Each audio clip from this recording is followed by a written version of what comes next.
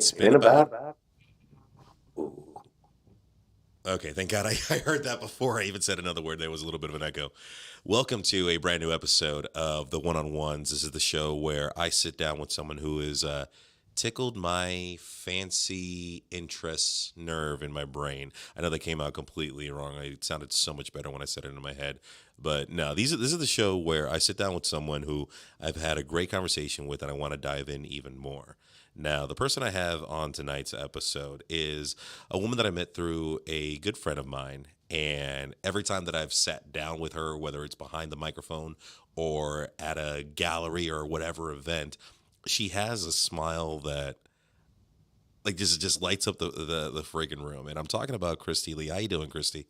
I am wonderful. Thank you. And thanks for having me here. No, thank you for coming on this episode. This is actually the fifth one-on-ones that I'm doing, and what it does is just puts a little bit more of an intense look on Central Florida and its individuals that just bring something that I have a difficult time explaining, and that's what we're going to kind of dive into today.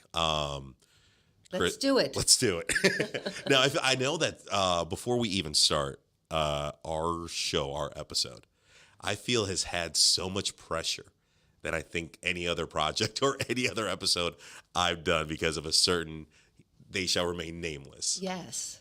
Yes. Now, let me ask you this. You've been in the art world. Now, with what you've accomplished in such a short amount of time, people would think that like you've been in the world of art for quite a while, right? Most people believe that. And Yes. how long have you actually been in the art world? Well, to be honest with you, I started painting as an adult after my son went to college. And so I would say that was about 10 years ago, but that was just for me. You Yeah. know, like we all start in that little room and we start doing some little things. But I only started showing my art to the public 4 years ago. Now, when you said it was just for you, was that like your break from reality or like your break from? Yeah, you know, I retired from my industry. I was in the hair business. I worked in New York for Paul Mitchell and Oh. had a wonderful career there. But once I was ready to give that back and move on to something else, I knew that it was going to be art. The one thing about me is I don't know what art is. I know there are colors on a canvas, different shapes, different things that are used to make art, and everyone has a different interpretation about it. And that's wonderful. I love that. What do you feel is this do you feel like the interpretation of art has evolved over the generations, or it's just unique by the individual? It's a little bit of both, I think. Definitely, we're always evolving. We're always learning. We're seeing new things. We're trying new things. There's so much more that we can do because there's more materials that are acceptable. And artists are trying different things all the time. And once you see somebody do something, you go, you know, I really like to try that. And then you put your own spin on it. And that makes something completely new. When you look at art in museums and galleries, from the past, it's a whole different look. It's quiet, it's subdued. Even with the portraits, they're not smiling and happy and Yeah. crazy with eyes that drip and all the kind of things that we try right now.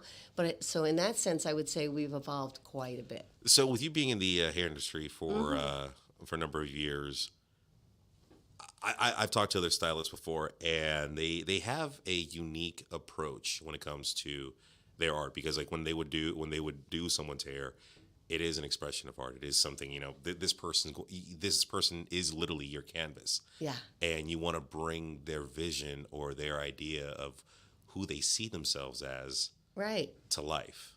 Absolutely. And that's all about, again, balance and a style and reading the person's personality. I mean, there's so much that goes into it. But that translates the same into art. When I was younger, as a very young child, I used to sort of doodle a little bit, and I wanted to be an artist. But I come from a very poor family, and I didn't get those opportunities. So when I went to high school, they said, well, you know, maybe you might want to try something different, so there was architecture or drafting classes or beauty culture or whatever. And I said, well, I think I'd like to try that beauty culture thing, you know? And when I was doing that, it was an art form for me. So I was satisfied with that through raising my children and practicing on people's, you know, hair, color, faces, you know, all the parts that I got involved within the hair business. So it kind of satisfied where I was at the time until it was time to end that. What was the catalyst that My son went off to college and the door was open and I walked through it. That was it. But that's a really, I don't want to say odd, but it's an interesting transition that you go from the scissors to the brush. To the paintbrush. To the paintbrush. But, you know, I did some hair coloring as well. So you get a little bit of that. There's a brush involved in that. But, you know, all through the years, it's straightening and perms and all those different things that gave me a little bit more creative, you know, directions within the hair business. So I always knew that when I was finished with that career, which was very good to me, you know, that it would be time for me to take those little tools and those balances and shapes and all that and bring that further into where I wanted to go with art. Now, when it comes to hairstyling, I know for a woman, especially for a woman, their stylist needs to be the best one. They like that. They all once a woman has found her stylist, that is theirs for life. They're my God. Yeah. They'll do whatever they can. Oh my God, you're going 3 towns down. Okay, give me the address. I will definitely go. Definitely. What was the appeal that you had to your clientele that they kept coming back to you? Well, a couple of things, and you know I've talked about this in the past. When I was young in my in my hair career, I met someone who said to me, if somebody sits in your chair and you make them smile or you make them happy about something, even just that one thing, you've caught them. You've got them. You've reeled them in. So I've always tried to do that. We talk about funny things that happen, or I tell them about a show that I had seen, or we get a conversation going, or I ask them about their kids, and they love that, you know? I mean, whatever it is that you can make people feel comfortable and then do a good job on what they ask you to do, it's a win-win. Now, people will probably be thinking, why are you guys talking about hair? But believe me, the segue is coming right now because the more and more I talk to you right now, the more and more the things are just popping off in my head. Now, once again, with hairstyling, it's competitive because everyone has their own person, everyone has this, everyone has that, and I know I'm not saying that I know, but from what I've seen over the past few months, talking with hanging out with Boris and all the other individuals in the art scene. I feel it's a little bit even more competitive in the art world than it is in styling. Well, there are so many very talented artists right here in our community.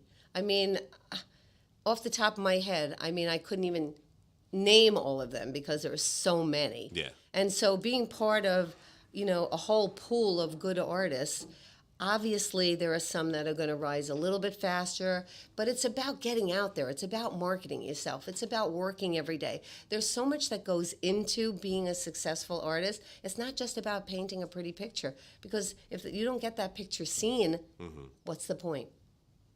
So everybody's trying for those same spots,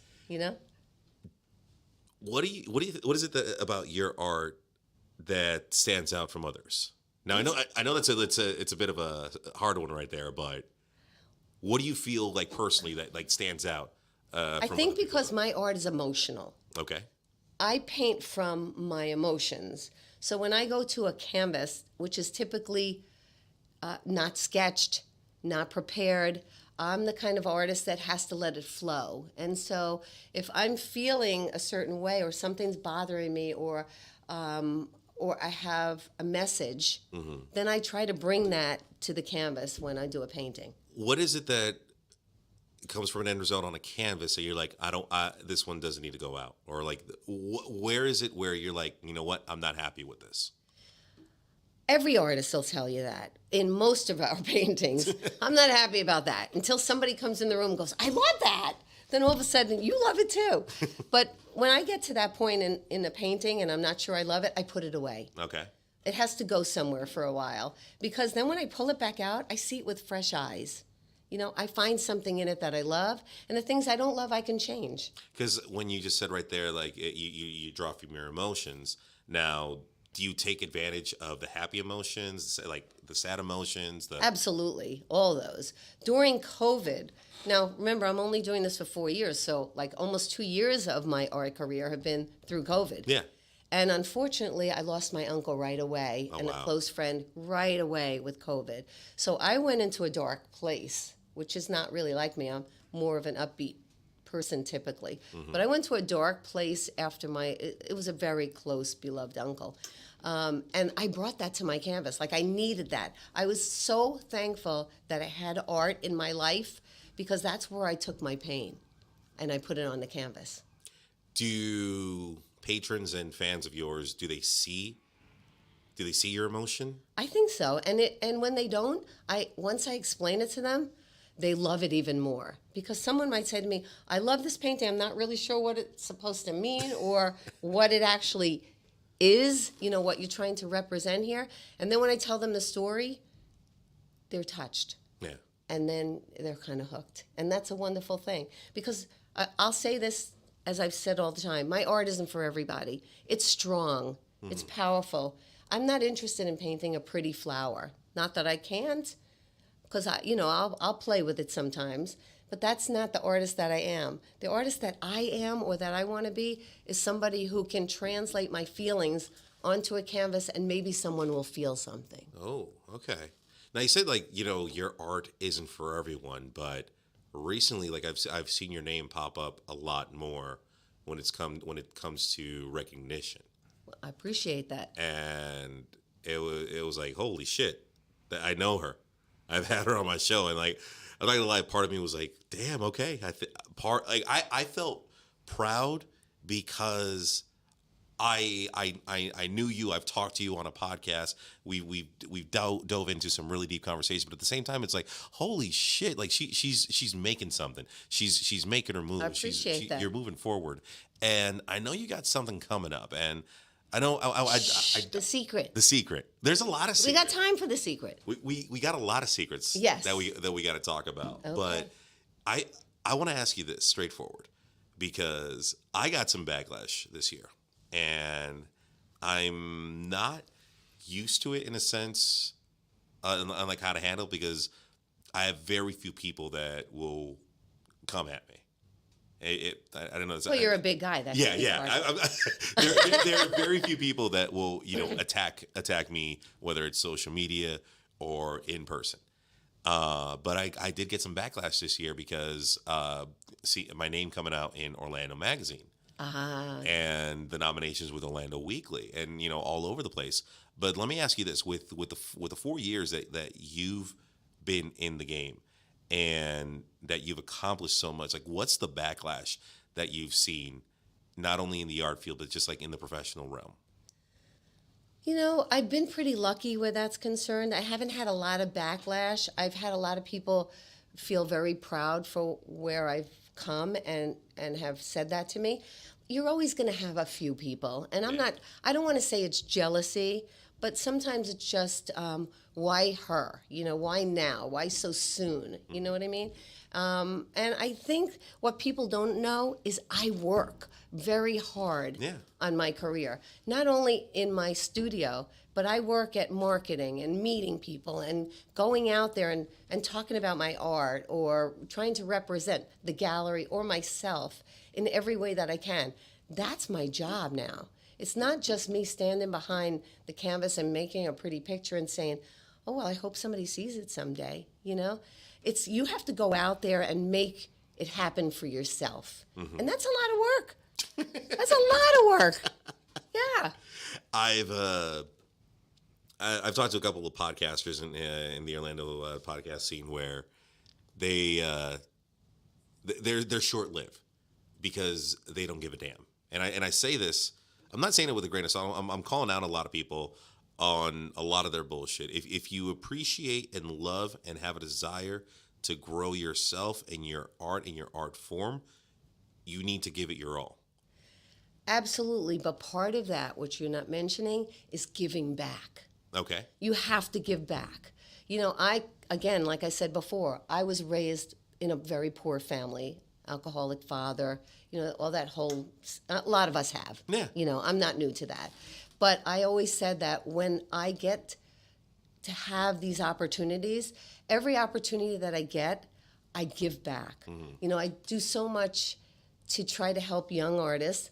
I love that. It's my passion to try to give them everything I've learned. And I work at trying to learn new things so that I can. I actually host something at the gallery called Kristy Lee Presents, and it's free, where I have artists who ever want to come, and I teach them on how to approach a gallery, the proper way to approach a gallery. And I want to constantly do things to help other people. And at the same time, I meet new people, and sometimes that even opens doors, I love to help charities. I just did a big event with kids fighting cancer here in Orlando, which is really close to my heart. Or Support Our Scholars, another one where, we help young girls who come from bad situations. It's female, but and go to college. They've risen above. They've gotten into college, but they can't stay because they have no money. They don't have all the things that they need to be in college. And this charity helps them do that. And it's private. We don't go out and tell everybody, oh, we're helping so-and-so stay in college. We give them a stipend. They get a mentor for the 4 years.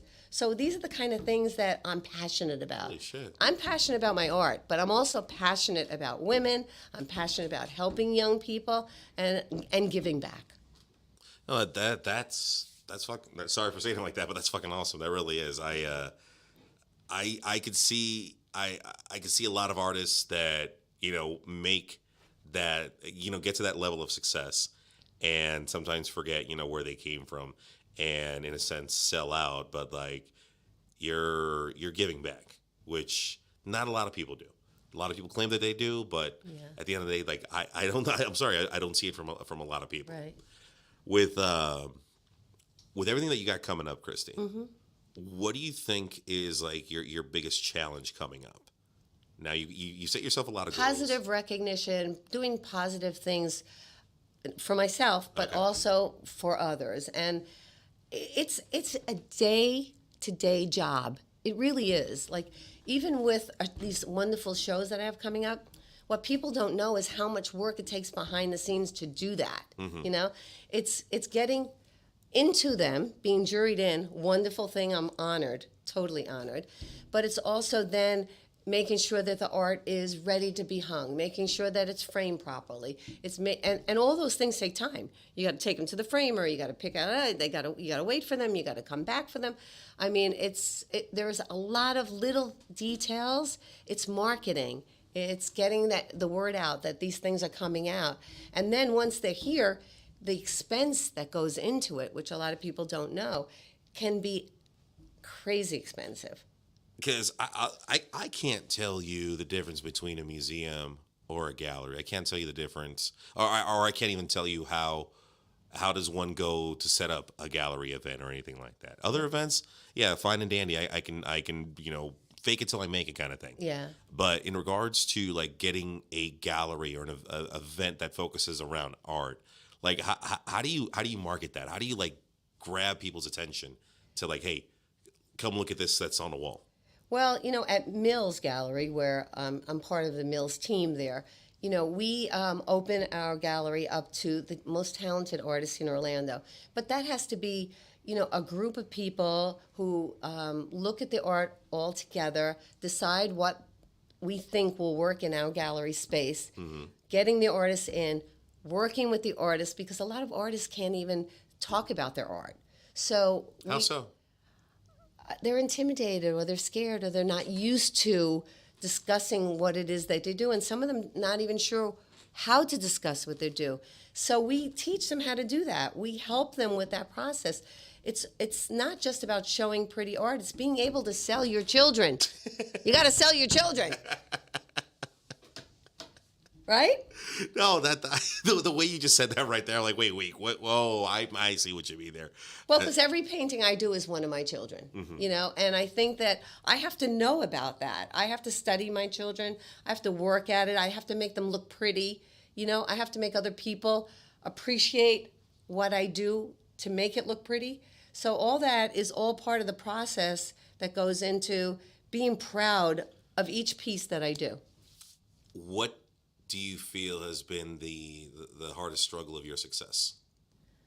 Time management, maybe? Oh, sister, let's talk. Let us. I think that's the part that's hardest for everybody. Yeah. Because there's so much you want to do, and you don't have enough time to do it. And remember, I still have to produce. I still have to be in my gallery, and sometimes I could be in there for 8 to 10 hours at a time. I feel that time management is, time I feel always against me because of everything that I put on my plate. Right now, between so right now was beforehand was the 9 to 5, and then extra work that the attorney gives. Sit down with you, leave here, hosting a trivia event at a Graffiti Junction. After that, I don't know, whatever comes my way. But at the same time, when I look at just one day and I pull back and I look at my whole week, I've got events left and right. I've got shows all over the place. And that's wonderful that you have those opportunities. It is wonderful, but at the same time, it takes a toll on my personal life. Because here's the thing. Everyone knows Rocky. Everyone knows Patricio, aka Rocky, Patio, whatever name it gets thrown out there. Like, they know me. They see the persona that is social media. They see my TikToks. They come out to the events. They hear me on radio. They all this and that. But then when it comes to like me trying to balance things out in my personal life, holy shit, Kristy, let me tell you what, that is where I struggle the most. Yeah, and I think everybody does, because the people that are at home, the people who love us, they want us. Mm-hmm. They want our time. They don't want you to take away from their time with you. And so you try to balance it because you don't want to lose them. You don't want to make them unhappy. I mean, my children are gone, but I still have my husband. Yeah. And so, when I leave him to go do all these things, I sometimes feel bad that, he's not there with me, but he understands what I'm doing. But you have that support. Yes. You have that Big support. You have that drive. Yeah. That I don't want to call it a safety net. Yeah. But I mean that. No, it is. You're absolutely the right. emotional safety net is absolutely, absolutely. Kristy, I would love to talk to you beyond that specific subject on another time, but I want to come back to when it comes to time management and being able to meet your goals. As an artist, has there been a time where you haven't been able to meet your goal and it hurt not just the art but the image that is Kristy Lee? No, I won't let that happen. If it means that I get up at 3:00 in the morning, and I do that quite often, I try to get it all done. I might be exhausted. Yeah. Put the smile on and keep going. But I've kind of been able to get it done. But yet I'm only 4 years in the business. I have a lot more to do, and I'm sure that as I hope to grow in the industry, that there'll probably come those times, though. When you're going to need a helper. Yeah. I need a helper now. God, what I would have knew to have a helper. Yeah. Honest to God. It's, I feel that over the past year, I've taken a lot more mental health days and a lot more like I just need to disconnect from everybody. It's nice that you have that opportunity to be able to do that. Yeah. And the problem is sometimes it does take a toll on the personal, on the business. Yeah. But at the end of the day, it's like, I gotta make sure, this guy is working properly. Right. Well, no man is an island. I mean, you need to have your people. You need to have your job, your life, all that. But you have to try to find that correct balance. Yeah. You can't let one really suffer for another one. And truthfully, it comes out of respect for your partner and their respect for you. It's a two-way street, right? It absolutely has to be a two-way street. We have a comment that just came in saying, from Tiffany saying, you're so special, Kristy Lee Green. I'm proud to call you family. Just had to read that comment right there. Oh, that's wonderful. You and I have known each other for not that long a time. Not that long, yeah. And I feel like we haven't actually like just you and me talked, but through the powers that be, we're going to be working a little bit more together. We are. And I'm excited because it's a realm that I've never dove into. I've talked to artists. I don't want to say I've worked with artists. Sometimes I forget how to spell the word art. But this is an area where I know little, if not nothing about. I've gone to a few galleries. I've gone to a few events.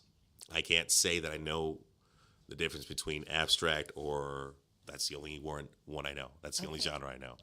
But you and I are going to be working together, and you have a podcast that we're hoping to release at the beginning of the year of 2023. I'm super excited about that. And I want to ask you, like, where the idea for this show is coming from, and what's going to make it stand out from that specific genre?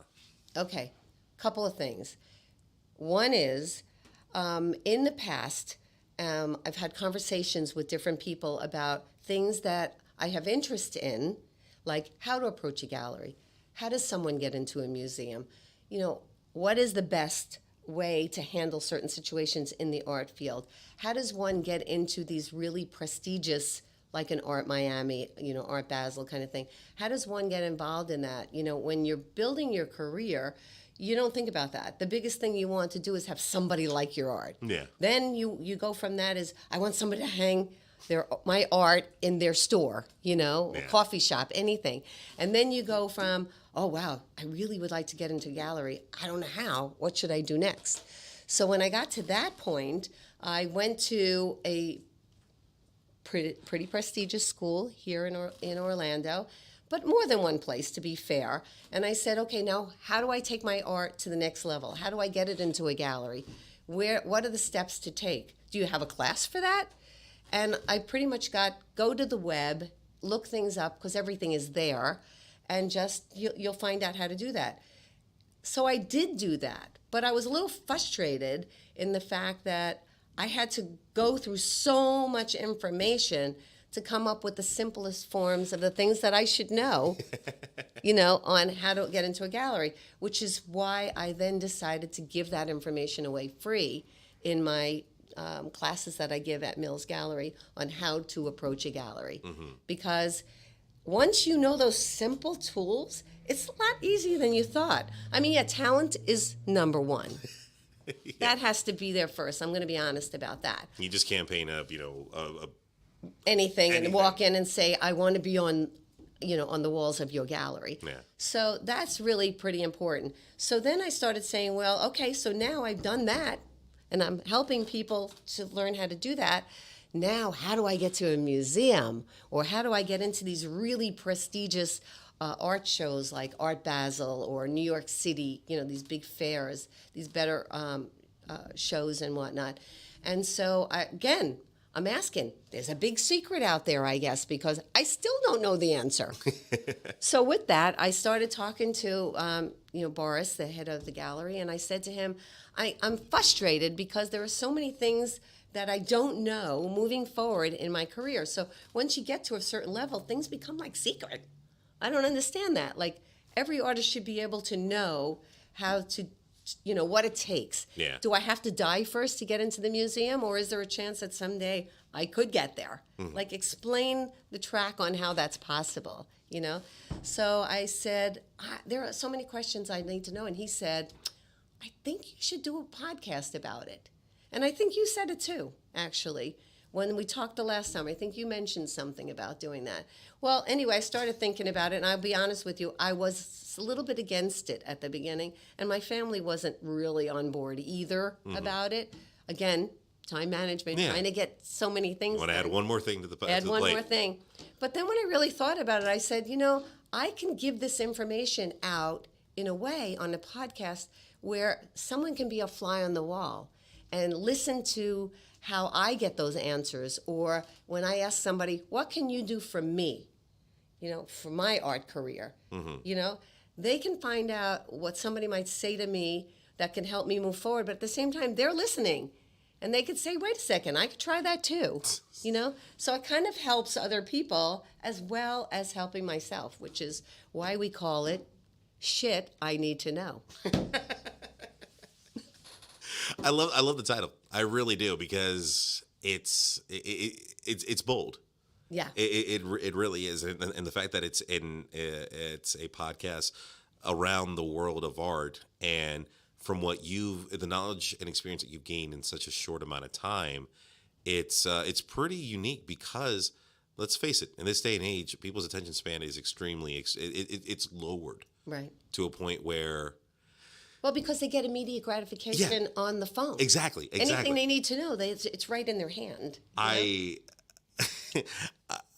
I grew up in the 90s. I loved having to wait a whole week, sit down at a specific time to watch a news show. Like that's what I look forward to, whether it was the Friday night TGIF or something like that. We all did. It was Yeah, great. Now it's just like, boom, it's there, boom, it's there, boom, it's there. And then you get upset when it's not there.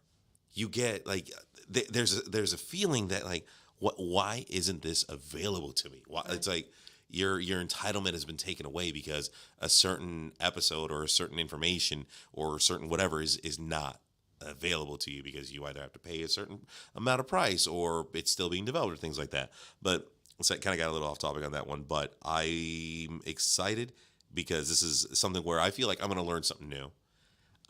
Even though I'm an artist in a different realm. Right. But it's not the same questions that I can ask about moving my art forward. Mm-hmm. Not necessarily what can you do for me, but certainly with moving my art forward are still sort of tracks that people can take in a lot of different areas. You still have to understand how to talk, how to express yourself, how to sell your product, your children, so to speak, or your product. There are a lot of things that people are going to learn from this that aren't just about art. Do you consider yourself an extrovert? Extrovert? Yeah. Absolutely. Hello, would I be here? No, I asked that because I hadn't. I talked to a guest a few weeks ago, and right off the bat I thought they were an extrovert. I asked them that, and they're like, I'm actually more of an introvert. Mm-hmm. And it was like, I'm like, there's no way. And I told them, like, I'm sorry for saying it like that, but like, yeah. I think you're wrong. I think you either mess up in the head or you don't see it right.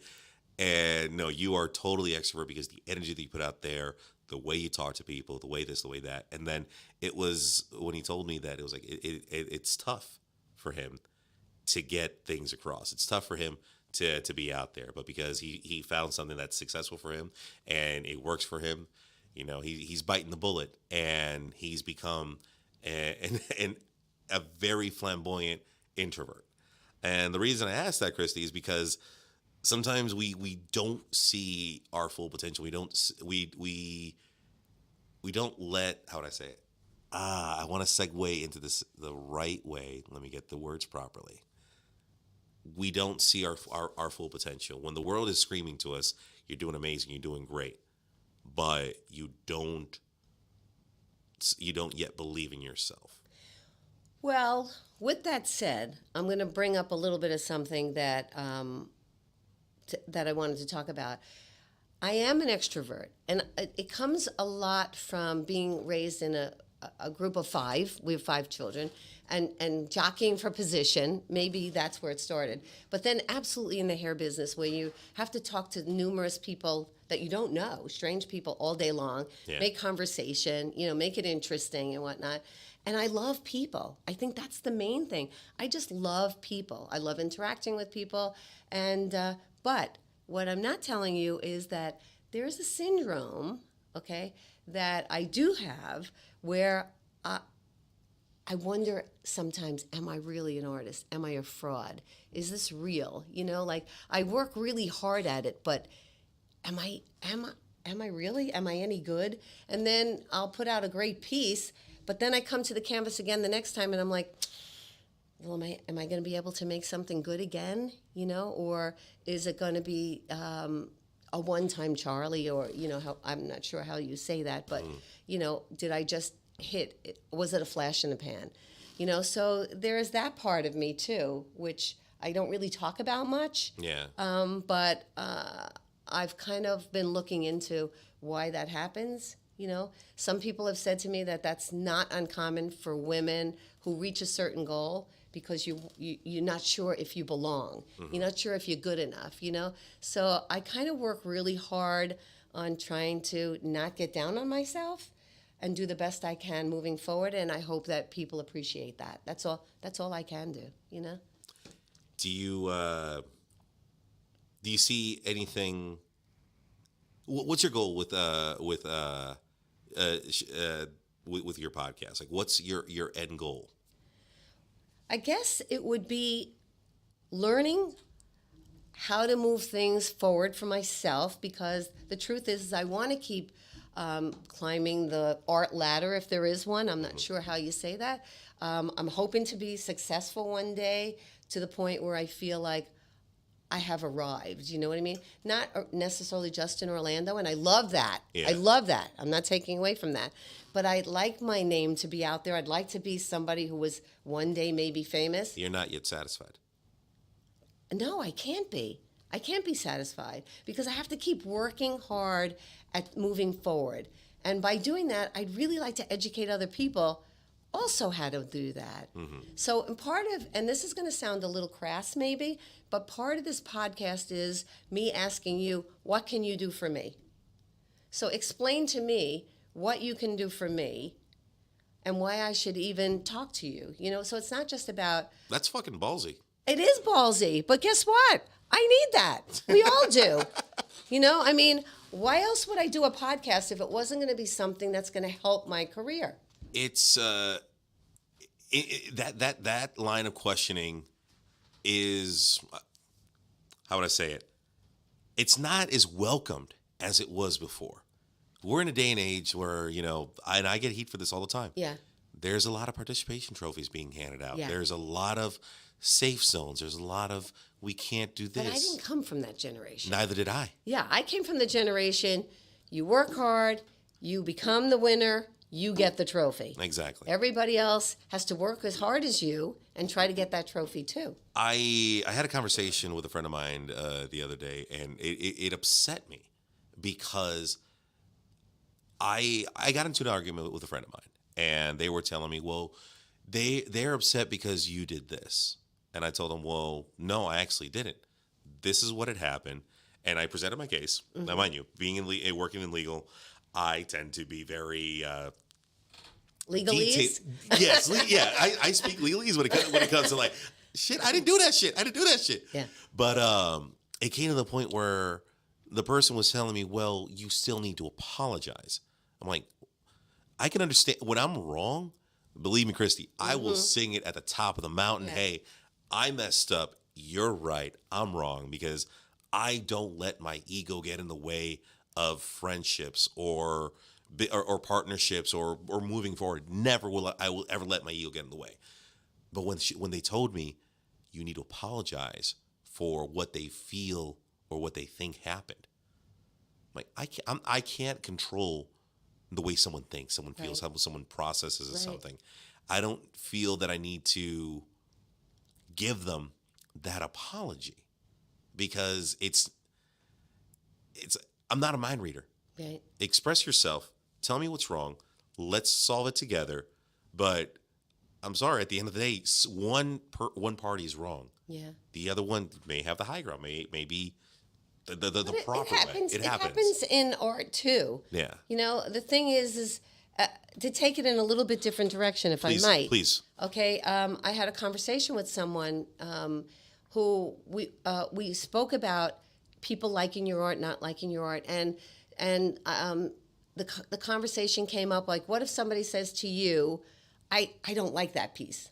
I don't like it at all. How do you handle that? And I said, well, the first thing I would say is, thank you.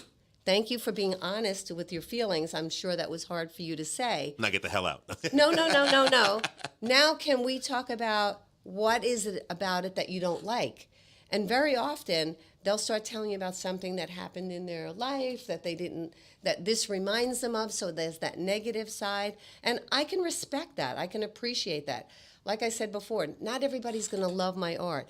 But if it makes you think about something, if it brings back a memory, hopefully a better memory, not a bad one, but maybe we can talk about it, and maybe I can turn their feelings around a little bit once I explain what my intention was Yeah. in that painting. And I love that idea. I think that's wonderful, and I've started doing that. So again, instead of when somebody walks over and they give it a dirty look, or I might feel more compelled to ask them why. You're from the generation that has thicker skin. I'm from New York, baby. We have some thick skin. I'm from the generation where, like, all right, tell me what's wrong. Let me try and figure this out. I'm very open to constructive criticism. Me too. And- I am. Absolutely. But unfortunately, we have a lot of people in this day and age where it's like, no, well, you have to be a little bit more accepting. You have to be more kind. I'm like, no, I'm sorry. I'm not. Yeah. Well, I try to be kind. Yeah. No, I don't. I don't try to hurt anybody's feelings. Oh, no, never with the malintent of like, oh no, I'm gonna make you cry. No, like, Yeah. you need to work on this. It's not ready yet. Yeah. I see where you're going. You're not there yet. I always want to put a positive spin on it. And even though that sounded like it was harsh, it wasn't harsh because I wanted to turn his thoughts around. I wanted to understand why he felt like that, you know? And that meant a lot to me because when I go to the next painting, I may think about that and incorporate that somehow, you know? So it's always a learning process. And at the same time, he's giving me something. You don't know he's giving me something, but he's giving me something that I'm going to think about and maybe take it in a different direction.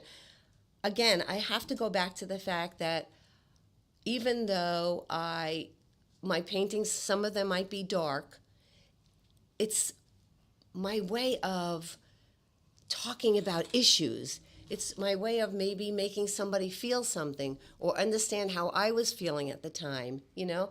And so they might be a little bit strong and I might sound a little bit strong, but they come from a really honest place. That's Does that make sense? No, that makes total sense.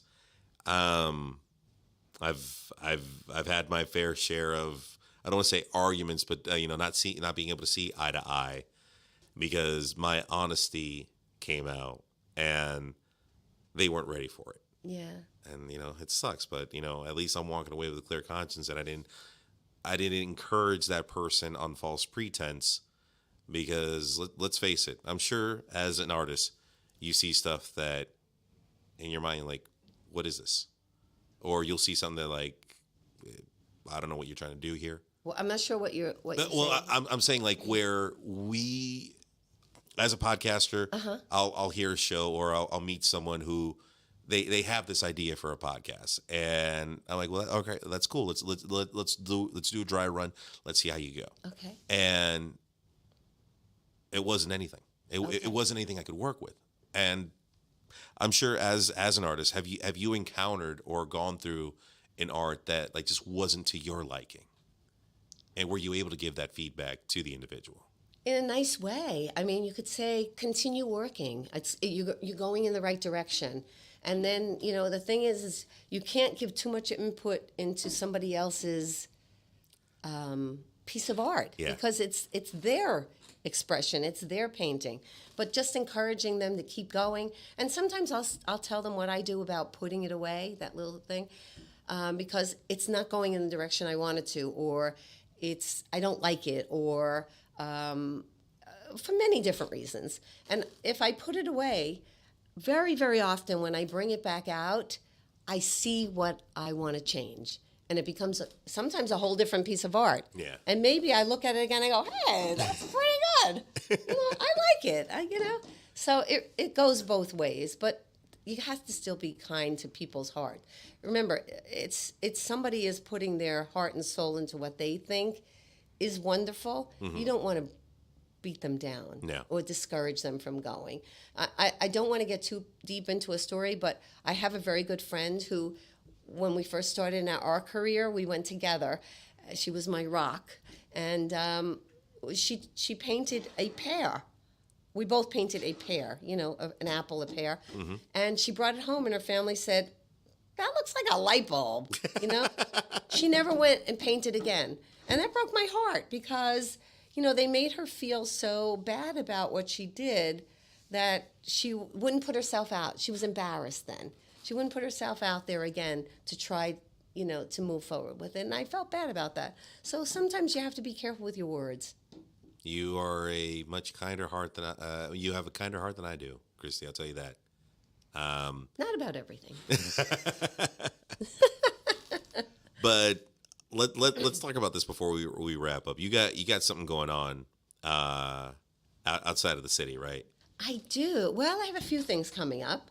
I have the Winter Park Autumn Art Festival, which is coming up on, I believe it's the 8th and 9th of October. Okay. Right here in Winter Park. I'm super excited to have gotten juried into that again this year. And then my big event for me is I'm going down and presenting it at Art Basel, the week in Miami, where artists come from all over the world, the best artists, and show their work. And I am honored to be chosen to be part of that. I just came back from Miami this past weekend. I went to Great city. I went to Club Space. I had an amazing time. And then I'll just leave it at that. But the culture is completely different. Now, mind you, I'm of Hispanic descent, and there's a different culture down there. But it was a completely different vibe than what I feel here in Orlando, what I felt, from my hometown in Chicago. And when I started diving more into it and doing my little research, there are a lot of come together groups that go to Miami. The Salsa Congress, the EDM music festival that goes down to Miami. So much culture. Yeah. And like when you said that you were going down to Miami, I'm like, oh shit, this is probably like a big deal. This is a big deal. I talk about a few things that I want in my career before I feel like I have arrived, let's say, okay? So, and 2 years ago I said, I'll feel like I arrived when I go to shows like Art Miami, Art Basel, New York City, the Hamptons. If I can go show in those places and be successful in those places, I'll feel like, okay, I'm good. Yeah. I don't need to be, and I would love to be Picasso and some of these artists who have made a name, and unfortunately after they passed away, and are, super successful. But I'd like to see in my lifetime while I'm here that I can get to the level where I'm asked to be in these big shows. I'm good. Just a matter of time. Just a matter of time.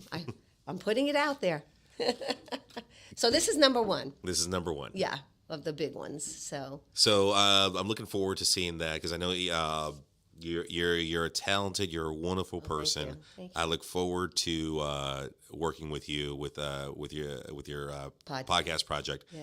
And I want to be able to be part of that, to be able to help you express your art and be part of that reach that gives back to the community, not only by showing the way, educating, but just showing them that, hey, if I can do this, you definitely can do this too. Yeah. Well, I don't think anybody in any career should not be giving back. Mm-hmm. There are a lot of people who need right now, and sometimes you can't give money, but you can give time. Yeah. You can hold a hand. You could sit with somebody who's in pain. There's so many wonderful things that you can do to give back that money has nothing to do with. So in my lifetime, coming from 5 children, coming from an alcoholic parent, coming from, not knowing where we're going to live in our next home, not knowing where my next outfit is coming from. We shared clothes, my brothers and sisters. But all that stuff is so important to who I am and who I've become. And so, yes, I have worked my tail off through my life in the hair business I'm talking about, and have been successful, but it's so important that along the way, I've always tried to give back. And even with my art now, I will never move forward without doing something equally as important as what I get back. That's beautiful. Does that make sense? No, that makes perfect sense. As a podcaster, I've done things outside of, the business realm where, a buddy or a colleague or someone referred to me like, hey, listen, can you give him a hand? Help them out.